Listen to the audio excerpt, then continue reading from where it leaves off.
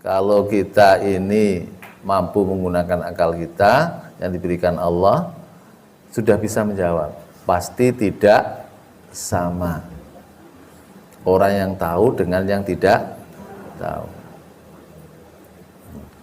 Tapi pengetahuan tentang tahu ini tidak tergantung kepada mata kita loh. Karena dalam Al-Quran juga disebutkan betapa orang yang buta seringkali lebih bisa mengambil pelajaran daripada orang yang betul-betul punya mata yang bisa melihat, tapi dia tidak mampu mengambil pelajaran.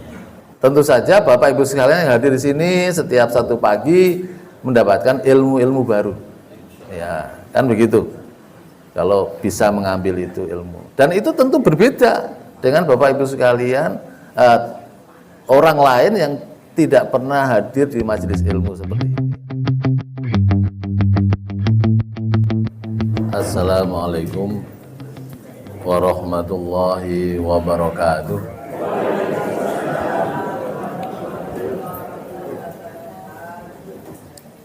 Alhamdulillah, alhamdulillah wa syukurillah, wala haula wala quwata illa billah.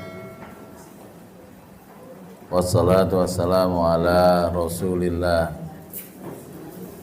nabina wa sayyidina wa habibina wa syafi'ina Muhammadin ibni Abdillah wa ala alihi wa sahbihi wa mawalah wa man tabi'ahu bi ihsan ila yaumil qiyamah. Allahumma alimna bima yanfa'una wa anfa'na bima 'allamtana ya hayyu ya qayyum ya dzal jalali wal ikram. Amma ba'du, ma'asyiral muslimin wal muslimat sagung rawuh Bapak Ibu sekalian, jamaah istiqomah pengajian pengajian Sabtu pagi Majelis Tabligh Pimpinan Wilayah Muhammadiyah Daerah Istimewa Yogyakarta yang saya hormati, yang berbahagia rahimakumullah. Syukur alhamdulillah pada pagi yang cerah ini kita dapat bermuwajahah kembali, bertatap muka dalam rangka thalabul ilmi dan mempererat tali silaturahim. Thalabul ilmi, dan kebetulan temanya atau topiknya ini berkaitan dengan akhlak fadilah yang keempat, yaitu al-ilmu wal ulama'u, yang pada pertemuan lalu sudah disampaikan dua ayat Al-Quran ya, sebagai dalil pembuka dari bab tentang ilmu dan ulama, yaitu surat Fussilat ayat 1-3 dan surat Al-Baqarah ayat 230. Pagi ini kita akan melanjutkan dalil berikutnya, yaitu surat Al-Ankabut ayat 43. Kita baca bersama-sama. A'udzu billahi minasy syaithanir rajim.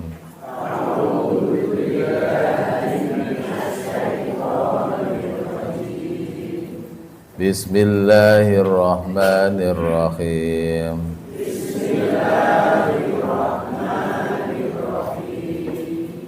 Wa tilkal amsalu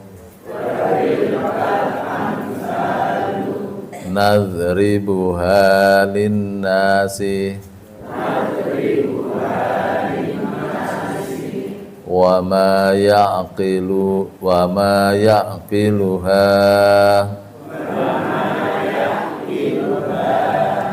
illal alimun. Wadan tilka itulah al-amsalu perumpamaan nadribu yang kami Allah membuatnya,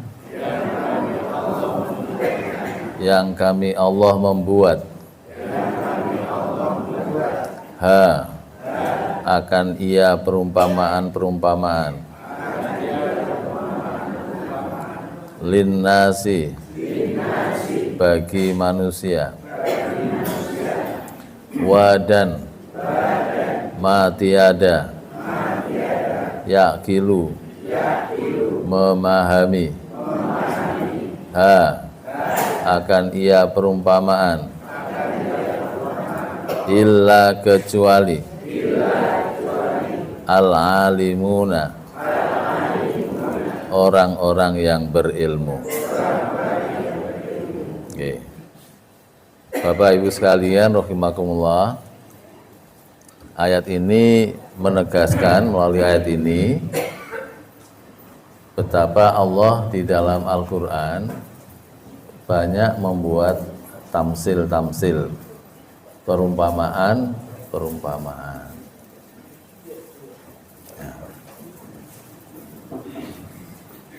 Kita masih ingat di dalam surat Al-Baqarah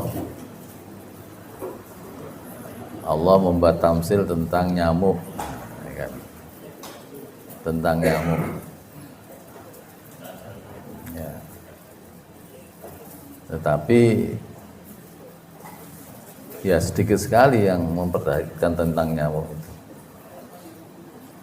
Ngertinya pokoknya nyamuk itu binatang kecil tapi nyebelke. Kan gitu. Panjenengan hidup di Yogyakarta tidak terlalu bermasalah, tapi kalau kita hidup di daerah-daerah rawa-rawa, wah itu luar biasa. Nyamuknya satu, tapi temennya itu yang banyak. Nah, jadi menjengkelkan. Nah, Allah membuat perumpamaan dengan al-ba'udah, al-ba'udata, al-ba'udatu, nyamuk. Ya, kalau diperhatikan hanya dari makhluk yang kecil itu saja, betapa banyak sekali manusia yang mendapatkan rezeki dari Allah Subhanahu wa taala. Muncul pabrik obat nyamuk, itu pun macam-macam, nyamuk bakar, produknya macam-macam. Terus obat nyamuk oles, nggih. Oles itu juga macam-macam mereknya. Obat nyamuk elektrik juga macam-macam. Bahkan ada kemarin saya lihat di YouTube itu ya, menawarkan produk bukan obat, jadi hanya satu teknologi, hasil teknologi yang dia mengeluarkan suara gitu. Ya, ada sinarnya, suara kecil aja, segelas gini, kecil. Nah, itu nanti kalau dinyalakan, udah itu datang nyamuk ke situ, masuk semua ke situ, mati. Nah, sehingga nanti kalau malam dipasang, pagi hari itu banyak sekali nyamuk yang mati ngumpul di situ. Wah, ini kalau diperkenalkan di jamaah Sabtu pagi ini banyak yang tertarik untuk beli. Nah, gitu kan. Karena ya Bapak Ibu sekalian yang sudah sepuh-sepuh ini memerlukan hidup tenang. termasuk kalau sare juga bisa tenang, tidak diganggu oleh nyamuk-nyamuk itu. Ya, itu ada itu. Mungkin panjenengan pas buka HP muncul itu, iklan itu. Oh enggak, dibeli saja itu.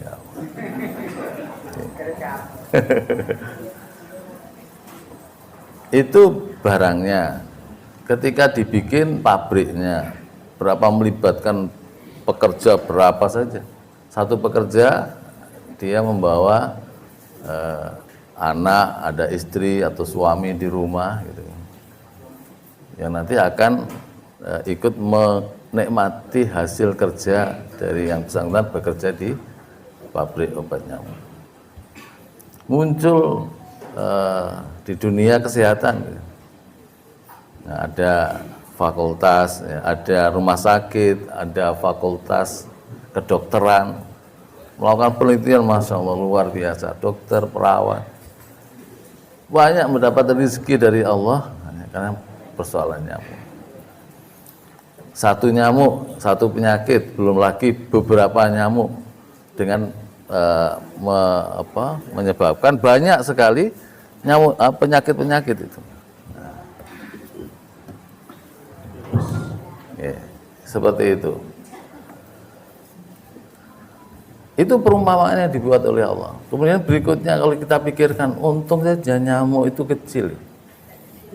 Pernah itu diperbesar oleh mikroskop itu. Masya Allah, medeni itu. Nyamuk itu wujudnya itu menakutkan. Lah kalau nyamuk itu gede nih, besarnya itu sebesar sapi itu, kayak apa? Ya kita semuanya dilahap itu. Sekali nancapkan itu, jarumnya itu, wah itu sudah habis langsung itu darah kita diserot. Untung kecil aja itu. Nah, itu satu perumpamaan. Nah, di sini Allah menggunakan bentuk jamak al-amsalu dari masalun, al-amsalu, contoh-contoh. Tapi apa kata Allah? Wa ma yaqiluha illal alimun. Ya. Tidak ada yang bisa memahami itu kecuali orang-orang yang berilmu. Nah, kita ngaji bersama di sini itu untuk mendapatkan ilmu. Nanti pulang ke rumah, ya, berusaha untuk mencari hal-hal ya, yang perlu untuk direnungkan. Gitu. Tidak sekedar melihat, tetapi merenungkan dari apa yang kita lihat itu. Itu juga bermakna membaca berarti kan. Jadi membaca itu tidak mesti harus buku, ya, harus buku enggak. Tapi membaca fenomena alam semesta, fenomena sosial, itu membaca. Dan kalau orang menggunakan akalnya, insya Allah dia akan mendapatkan ilmu. Itulah salah satu pesan dari dua pesan yang saya terima dari Bapak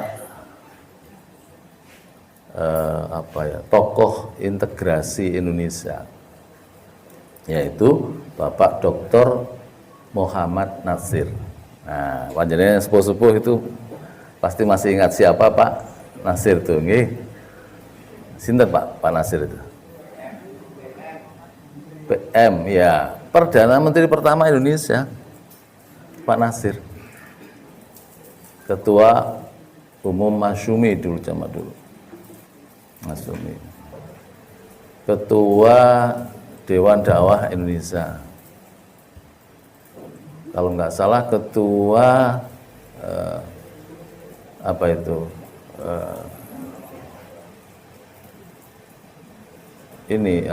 lembaga dakwah internasional, ya, yang pusatnya di Jazirah Arab, di Saudi Arabia kalau nggak salah. Beliau itu presidennya. Nah, pendiri Universitas UII. Oh gitu, salah satu Pak, ya, salah satu Universitas Islam Indonesia. Nah, pada waktu saya masih kuliah dulu itu, pernah berkesempatan untuk bertemu dengan beliau. Ya, 6 mata, ya, 6 mata.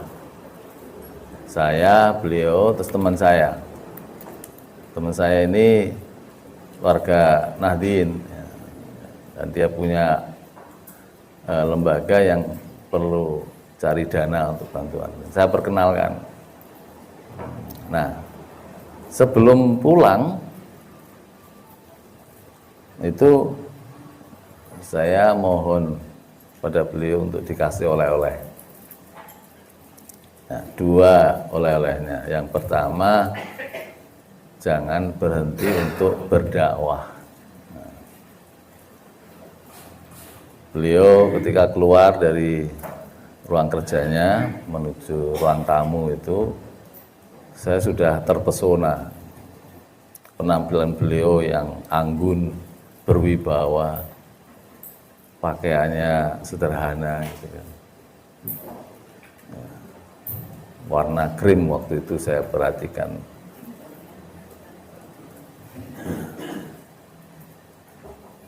Beliau menyatakan, bercerita bagaimana riwayat beliau berdakwah itu.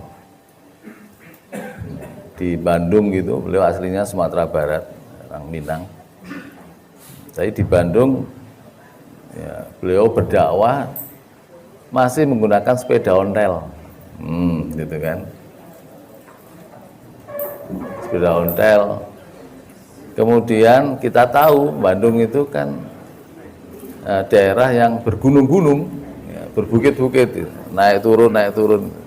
Saya membayangkan bawa sepeda, beliau masuk pelosok-pelosok. Itu pengalaman awal berdakwah. Nah, sampai kemudian beliau memimpin satu lembaga yang bernama Dewan Dakwah Islamiyah Indonesia, DDII, yang sangat prestisius itu ya. Banyak mengirim dai-dai ke daerah-daerah terpencil di luar Jawa. Iya, ya, ke luar negeri juga. Nah, di Jogja kita masih ingat ya, dai yang terkenal Allahyarham Bapak Sunardi Sahuri, ya kan? Masih ingat nggih? Nah, beliau alumni Mu'alimin, ini juga alumni Mu'alimin, Ustadz Masruri. Ya, mudah-mudahan nanti penggantinya Pak Sunardi Sahuri.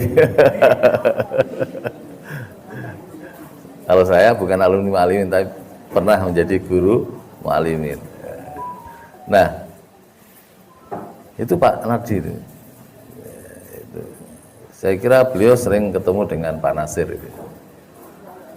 Jadi inspirator orangnya, memberikan inspirasi. Itu yang pertama, dakwah. Yang kedua, membaca. Baca apa saja, pokoknya rakus membaca. Membaca itu tidak hanya yang tertulis di buku-buku itu, enggak. Yang dicetak itu enggak. Fenomena alam, fenomena sosial, itu perlu kita baca juga. Seperti itu. Fenomena alam ya misalnya ada pemandangan, ya kan, di daerah gunung, laut, ya. Kemudian di udara, gitu kan. Seperti itu. Ada gunung meletus, banjir, ya, kemudian tsunami, gitu. Ada lagi topan, ya, kalau di Jogja namanya puting beliung, ya, puting beliung. Fenomena sosial, tingkah laku manusia itu perhatikan. Ini kalau zaman sekarang ya sosial politik, ya, kan tahun politik. Jadi bisa membaca itu. Mau milih presiden, ya itu sing dikarepke sing piye presiden itu. Kan gitu. Ada 3 calon. Nah, kita baca info-info yang masuk ke kita baca, kita saring. Ya kan? Kalau kita ini menggunakan akal kita dengan benar, gitu, kita bisa paham ini.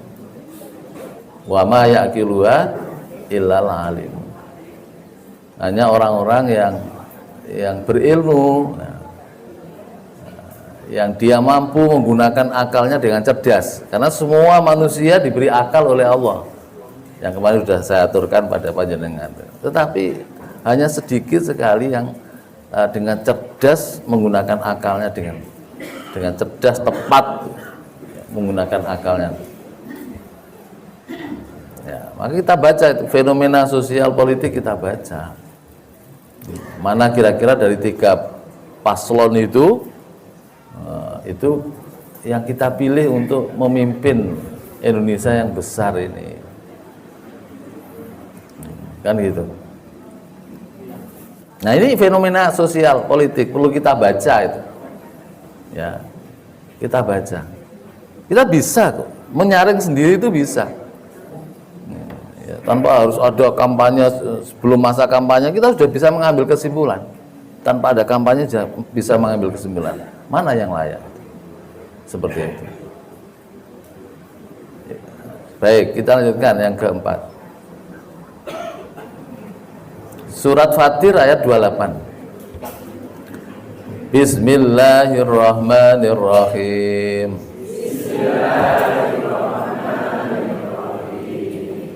Innama yakhsyallaha min ibadihil ulama.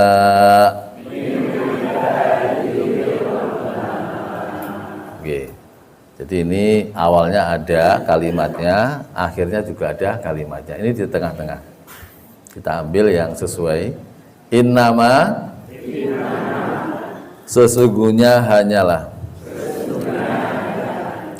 hanya sanya. Itu bahasa Malaysia, Pak. Jadi di Malaysia sana kalau mengartikan innama itu hanya sanya. Ya, itu saudaranya bahwasanya, saudaranya sesungguhnya. Nah, kan itu. Kan pakainya hanya sanya. Dalam bahasa Arab itu ada tuh taksir namanya.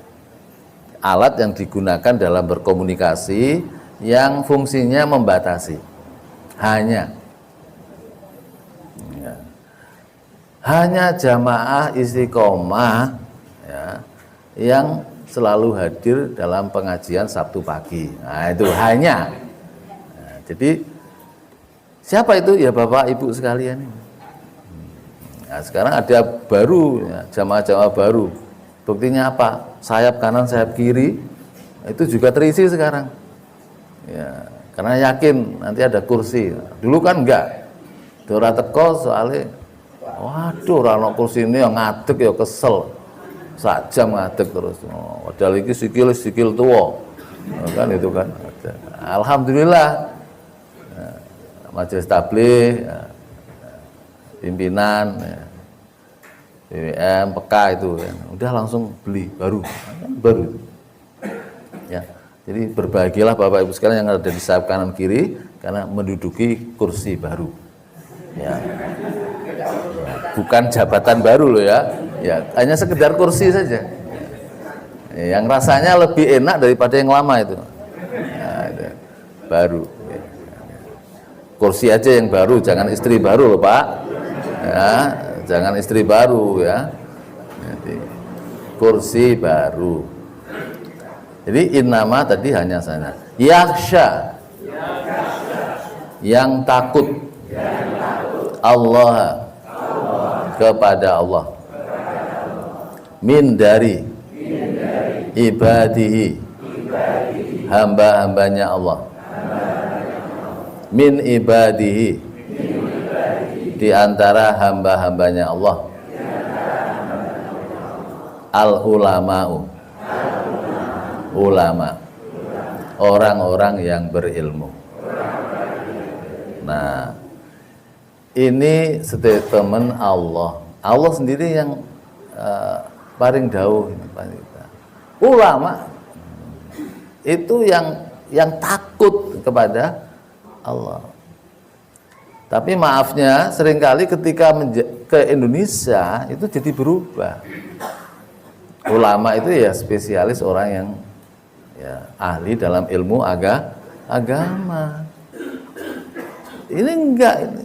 Ya ulama orang yang berilmu, ilmu apapun. Dikotomi ada ilmu agama, ilmu umum itu kan fenomena kekinian. Zaman dulu enggak ada itu.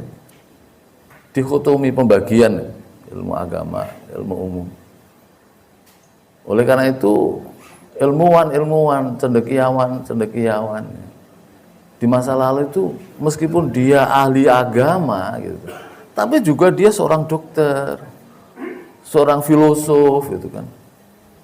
Ibnu Rushdi hebat. Ya. Itu seorang ahli agama, tetapi juga seorang dokter, seorang ahli filsafat, filosof. Ya. Al-Ghazali, Imam Ghazali berbeda zaman, tapi bisa berdialog. Berdialognya sangat berkelas. Pakai apa? Pakai buku, nulis. Bukan cuma ngomong di TV, ngomong berbusa-busa. Apalagi ada ajangnya Indonesian Lion Club, ILC. Wah, waktu itu kan, Masya Allah, kita terheran-heran tuh, orang kok pinter ngomong gitu ya. Masya Allah, kayak gitu itu. Dulu gimana orang tuanya melahirkannya itu? Itu dulu makannya apa itu? Ya, ibunya dulu makannya apa ketika kecil dimakan? Kok bisa ngomong itu kayak lancar banget ya?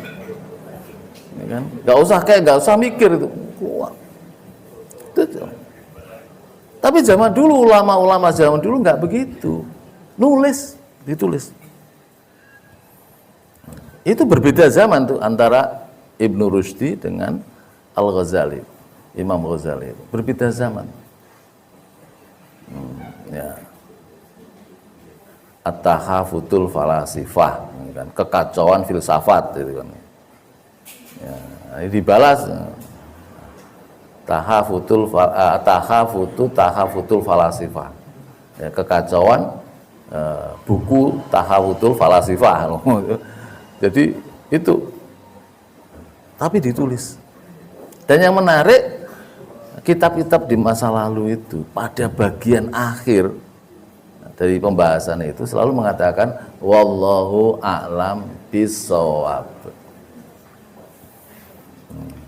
Allah itu yang paling tahu tentang kebenarannya. Nah, itu kan bagus sekali. Dia tidak sekedar tidak menjudgment gitu kan, menghukum, enggak, diserahkan sepenuhnya ketika dia sudah membantah semuanya dengan argumentasi yang kuat, ya, baru kemudian diakhiri dengan Allah yang paling tahu kebenarannya. Bisa jadi pendapat dia benar, yang sana salah, bisa jadi pendapat yang sana benar, dia salah, seperti itu. Bahkan dulu pernah menyinggung Kiai Haji Ahmad Dahlan. Kiai Haji Ahmad Dahlan itu dulu itu pahamnya sama dengan NU, sama.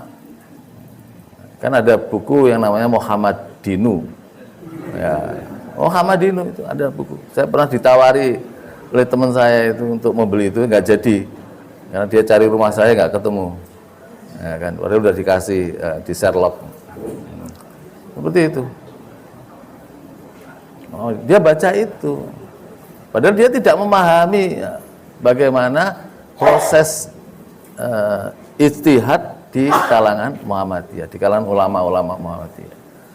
Ada majelis tarjih, itu tarjih, dan punya manhaj. Tarjih itu punya manhaj, punya cara sendiri, metode tersendiri untuk mengeluarkan pendapat itu. Nah, bahkan saya pernah membaca dari kalangan sana, karena saya ikut grup mereka juga kan. Nah, itu begitu. Jadi sesungguhnya bahasa sederhananya Kiai Haji Ahmad Dahlan itu dikudeta oleh ulama-ulama Muhammadiyah di kemudian hari. Pengaruh dari apa? Ya, pengaruh dari Ibnu Taimiyah, dari yang lain-lain itu dikudeta. Sehingga kalau dulu pernah dikatakan Kiai Haji Ahmad Dahlan kunut ya, dan seterusnya itu dulu. Tapi kan selalu berkembang di Muhammadiyah itu. Kalau ditemukan dalil baru, ya diikuti dalil baru itu. Yang lebih kuat ya daripada dalil lama. Itu namanya tarjih. Mencari dalil yang lebih kuat. Seperti itu. Jadi nggak ada masalah kalau di kemudian hari orang Muhammadiyah berbeda amalan dengan Haji Ahmad Dahlan yang dulu pernah mengamalkan kunut. Nah, sekarang tidak. Nah, itu contoh aja. Nah, kemarin saya buka lagi ketemu dia. Sehingga dalam grup WA Jam'iyah Muhammadiyah ya, yang saya masuk di situ dan di situ ada tokoh-tokoh nasional. Mantan ketua KPK ada, mantan ketua KY ada, mantan bukan mantan, masih wakil ketua MPR. Pak Hidayat Nur Wahid ya, Pak Busro Mukodas, Pak Fahmi Mukodas, Pak Aidul Fitri itu mantan ketua KY dan tokoh-tokoh yang lain. Nah, ketika menyinggung tentang itu saya sampaikan. Jadi ulama ya, jadi ulama itu beragam ilmu. Ulama apa saja. Ya. Dia tidak sekedar takut kepada Allah, tapi dia akan menunduk gitu. Ya. Ibaratnya apa? Padi itu ya, semakin dia tua itu semakin menunduk. Nggak ada ceritanya kok padi tua itu mau tegak, itu nggak ada, menunduk. Ya gabuk ya, kecuali padinya gabuk gitu kan, kecuali padinya gabuk.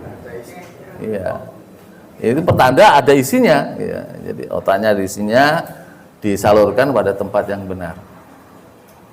Itulah yang pernah dinyatakan oleh Pak Habibie. Saya nggak tahu apakah sudah saya ceritakan bagaimana beliau ketika menjadi presiden, kemudian juga menjadi penasihat IJMI atau gimana itu ya. Ya, beliau kan sempat operasi jantung, Pak, jantung koroner. Diam-diam ini, karena presiden Indonesia kan, sebab kalau ketahuan dia sakit keras seperti jantung gitu kan siap-siap. Musuh-musuhnya siap-siap tunggu ya, sebentar lagi kita akan ada presiden baru yang menggantikan, terutama lawan-lawan politik kan yang nggak suka. Makanya beliau diam-diam beroperasi jantung bukan di Indonesia tapi di Jerman, karena tahu betul dia kondisi Jerman, banyak teman-temannya di Jerman, banyak orang-orang yang menghormati dia melebihi penghormatan orang Indonesia kepada beliau. Itu diakui betul kepakaran, apalagi menemukan teori crack ya, teori crack ya, yaitu ilmunya Allah yang ditemukan oleh beliau. Crack itu apa? Kalau patahan. Jadi, kalau kita naik pohon jatuh kan karena ada ranting yang patah kan crack. Ya, itu kalau pesawat itu menggunakan ilmu dia insya Allah tidak akan patah. Ya, apakah patah di udara atau patah ketika landing akan mendarat, nah, itu kena benturan itu bisa patah. Maka kaya Pak Habibie itu. Karena setiap perusahaan yang menggunakan dia harus membayar royalti. Harga pesawat itu berapa tuh Pak? Ada yang tahu nih Pak? Nggak ada yang tahu? Oh, sama dengan saya. Ya, tapi kan nggak mungkin cuma 1-2 miliar. Itu kan cuma harga bis itu kan. Ya, iya. Ratusan miliar. Ya, itu. Nah, itu 10%-nya saja itu udah kaya Pak itu, Pak. Ada berapa pesawat yang diproduksi oleh perusahaan-perusahaan, macam-macam perusahaan.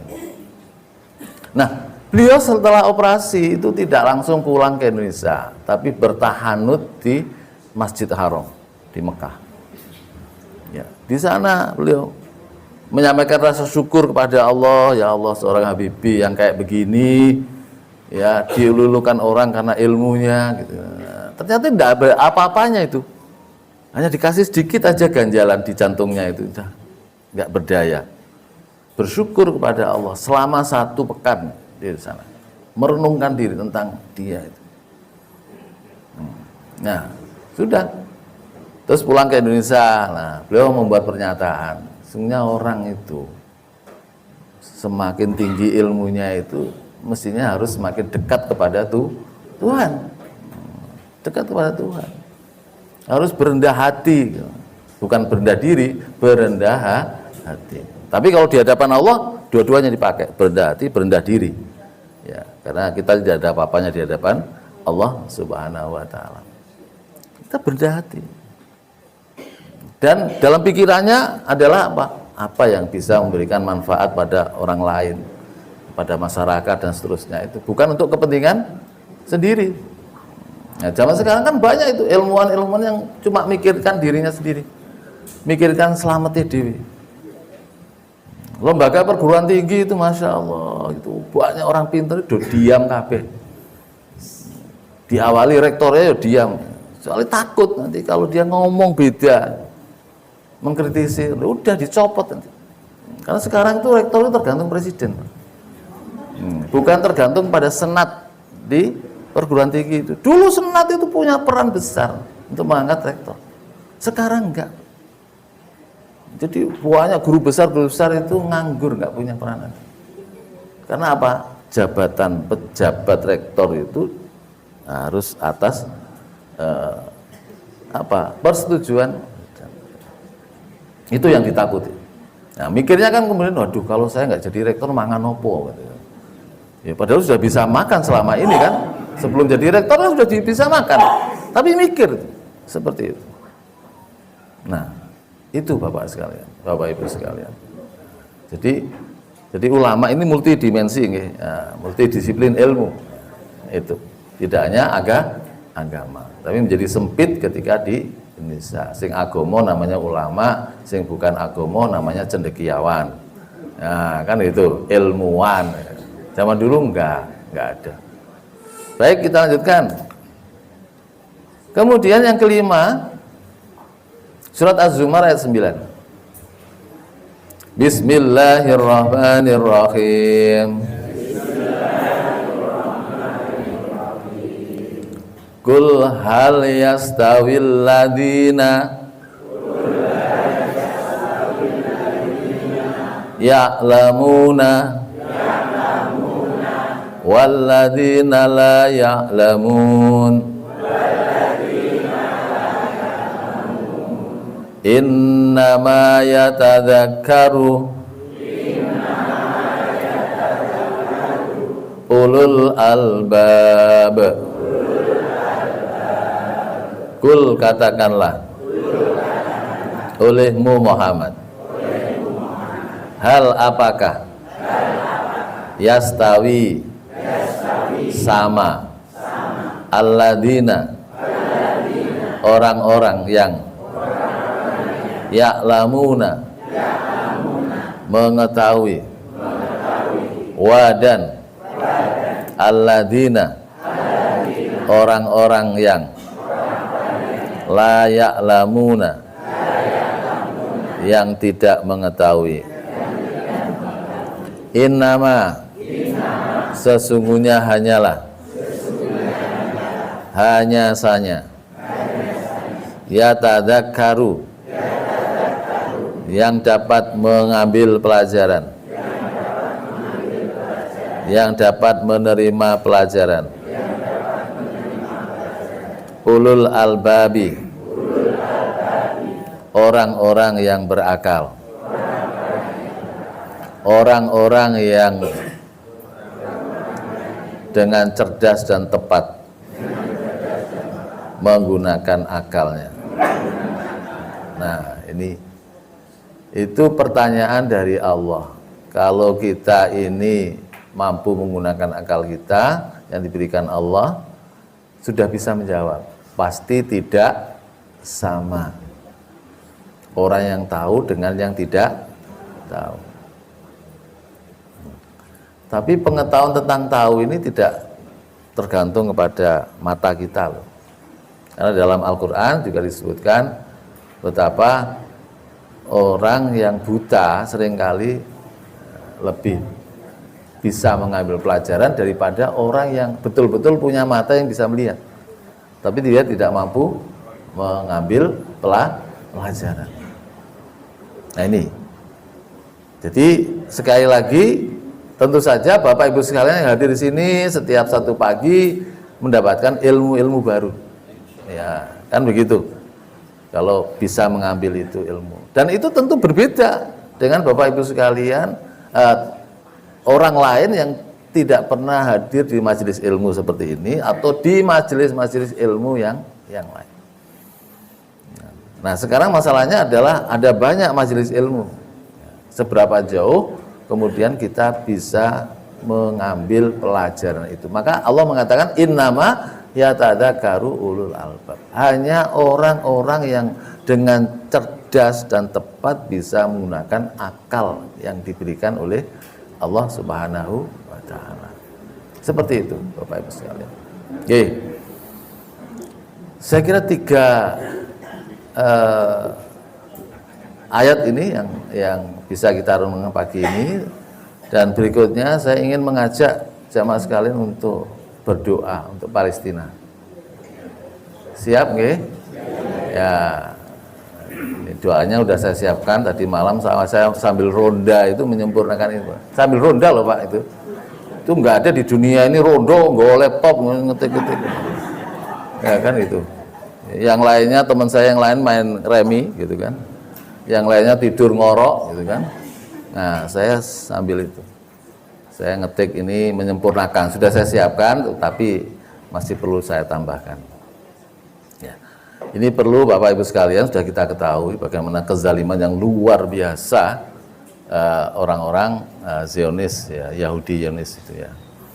Ada orang yang sampai nggak mau menyebut nama Israel, ya, karena nama Israel itu nama mulia Pak. Itu nama lain dari Nabi Yakub alaihissalam itu. Ya. Maka ada yang saya perhatikan di medsos itu nyebutnya bukan Israel tapi Sirail. Ya, Sirail. Hanya karena nggak tega itu menyebut nama Israel. Nama mulia itu. Bahkan dulu ada cendekiawan Arab yang protes itu. Ya, kenapa kok memberi nama negara Yahudi itu dengan nama Israel itu? Padahal itu nama mulia itu. Nah, ini nggak cocok itu diberi nama Israel. Nah ini. Jadi jangan lupa bahwa orang-orang Yahudi itu melakukan seperti itu, dasarnya ada Pak, kitab suci mereka, bukan Taurat. Taurat itu sudah disingkirkan oleh mereka, udah dibuang.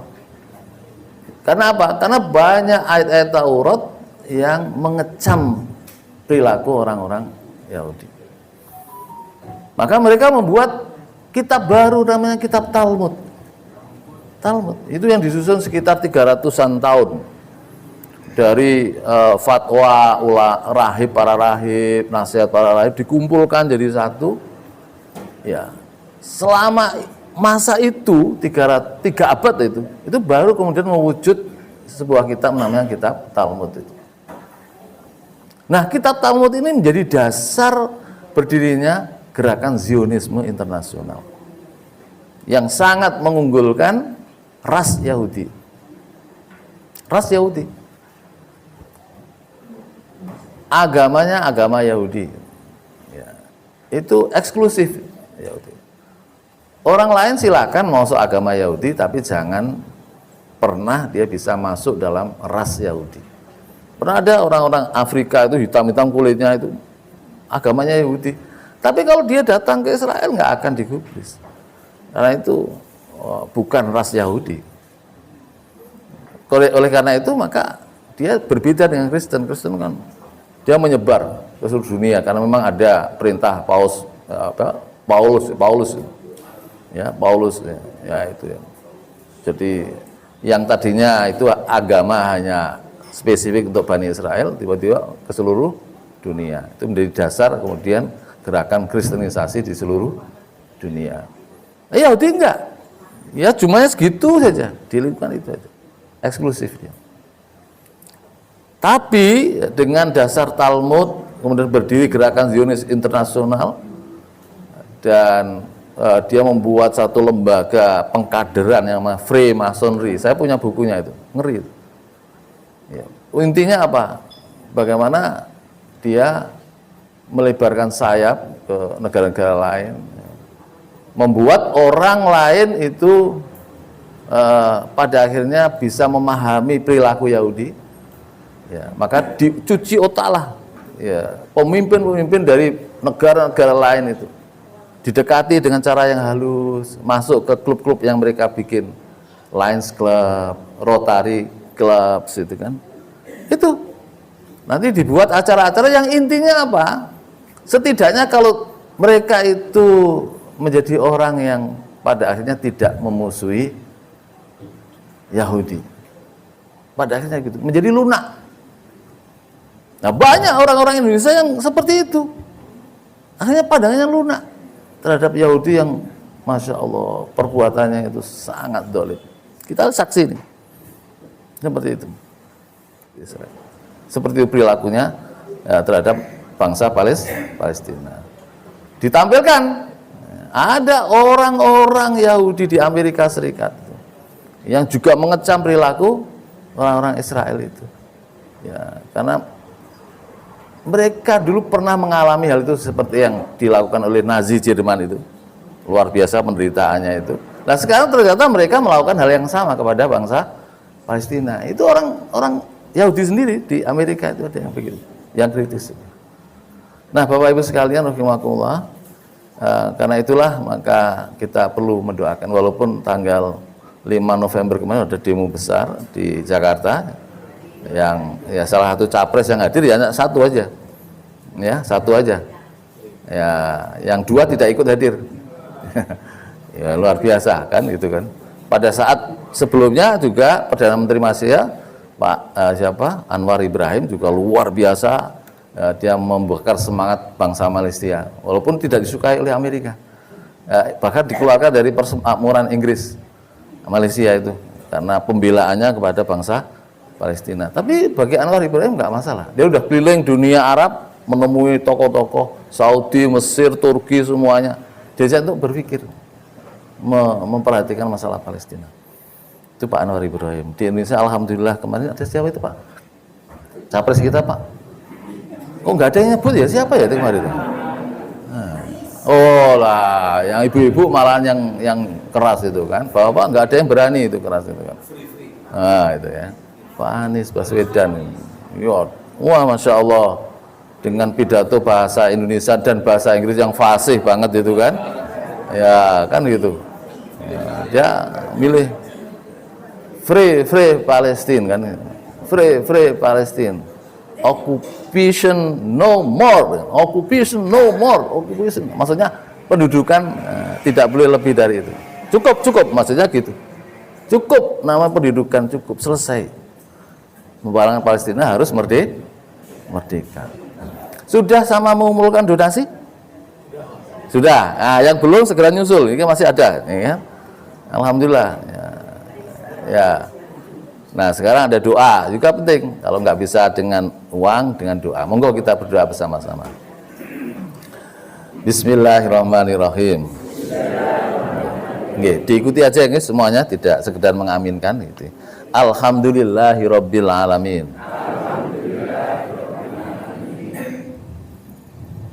Wassalatu wassalamu ala nabiyina wa sayyidina Muhammadin wa ala alihi wa ashabihi ajmain. Allahumma anjil mustad'afina minal mu'minina wal muslimin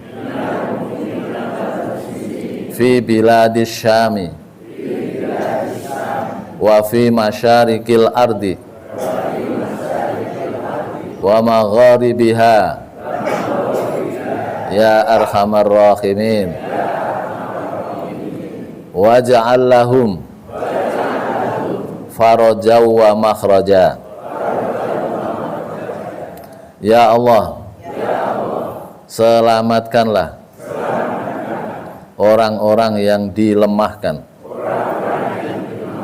dari kalangan orang-orang mukmin dan orang-orang muslim di negeri Syam dan di bumi timur dan bumi barat. Wahai Tuhan yang paling pengasih di antara yang memberi kasih, dan jadikanlah bagi mereka kelapangan dan jalan keluar. Allahumma ansuril mujahidina fi sabilika wa alif baina qulubihim wa wahid sufufahum wa wafiqhum li'itba'i kitabika wa sunnati nabiyika Muhammadin sallallahu alaihi wasallam wa yassir lahum asbaban nasri wa fatha baitil maqdisi wa iqamata syariatik. Ya Allah, tolonglah, bantulah orang-orang yang berjihad di jalanmu, dan lembutkanlah hati-hati mereka, dan satukanlah barisan-barisan mereka, saf-saf mereka, dan berilah mereka taufik, hidayah taufik untuk mengikuti kitabmu Al-Quran dan sunnah nabimu Muhammad sallallahu alaihi wasallam, dan mudahkanlah bagi mereka faktor-faktor penyebab kemenangan dan terkuasainya kembali Baitul Maqdis di Palestina dan penegakan syariatmu. Allahumma a'izzal islam wal muslimin wa adillas syirka wal musyrikin wa dammir a'da'ad-din. Ya Allah, muliakanlah Islam dan kaum muslimin, dan rendahkanlah, hinakanlah kesyirikan dan orang-orang musyrik, dan hancurkanlah musuh-musuh agama.